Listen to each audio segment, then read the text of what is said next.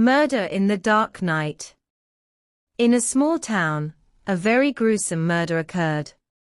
The victim was a man named Rode, who was found dead on a deserted street.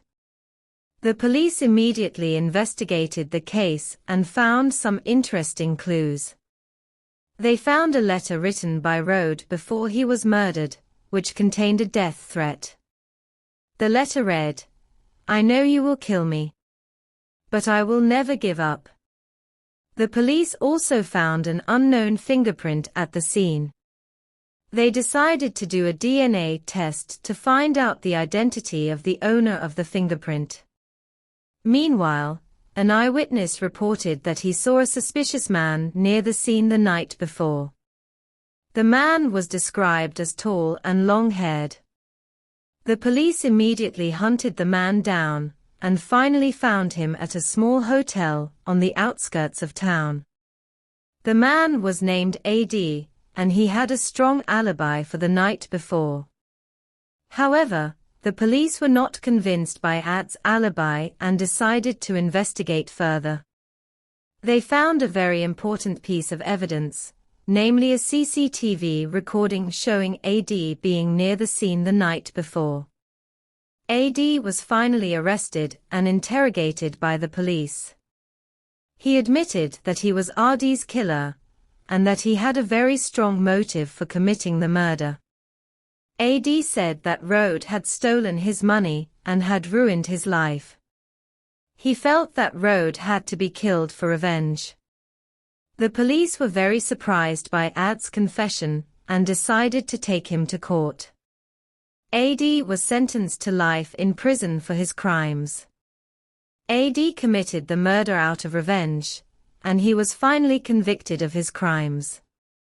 After AD was sentenced to life in prison, the police decided to conduct further investigations to find out if anyone else was involved in RD's murder.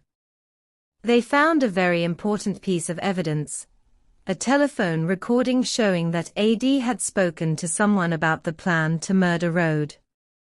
The police decided to conduct further investigations to find out who the person who spoke to AD about the plan to murder Rode was.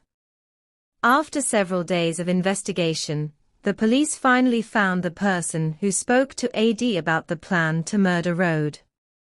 The person was a woman named LS, who was a close friend of AD.